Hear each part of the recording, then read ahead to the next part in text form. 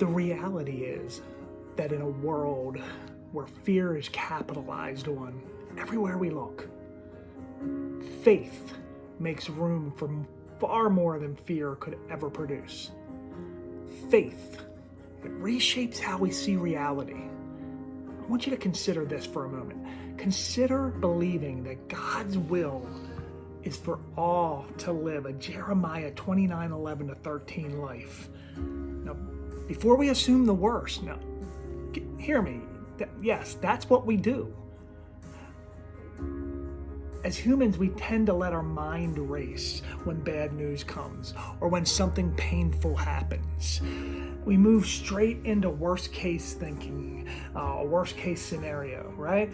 We start looking for the casket, and we default to funeral mode.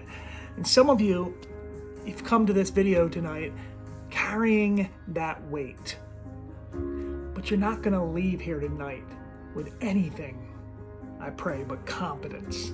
Okay? God's will is not to take someone's life or cause harm so that he can turn it into a lesson or a blessing for someone else. You know, listen, Scripture never presents God as needing tragedy or death or evil to accomplish good purposes. James makes it clear, y'all, that every good gift and perfect gifts comes from God above, the Father of lights, not destruction. Okay? Jesus draws a clear line in his word when he says in John 10:10 that the thief comes to kill and destroy.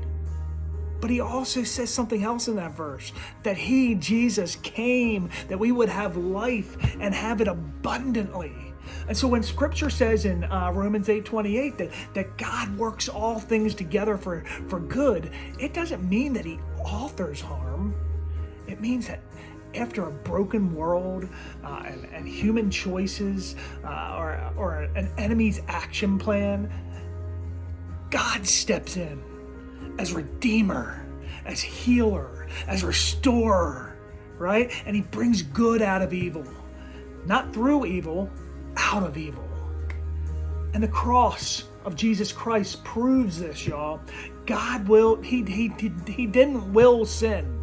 He didn't will betrayal. He didn't will murder.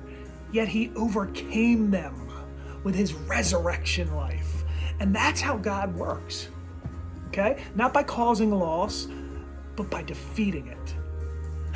And this is the Jeremiah 29:11-13 life. It's a life anchored in trust rather than fear, grounded in the assurance that God's plans are for our good and not our demise.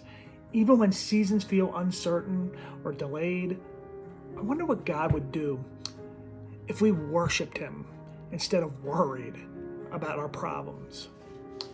I wonder what would happen if we praised him more than we panicked. What if we made room tonight, right now, for him to open doors that say hello to new possibilities instead of living in these grounded goodbyes? Trust God and say hello. Live in fear and worry, and you might as well say goodbye. It's really that simple.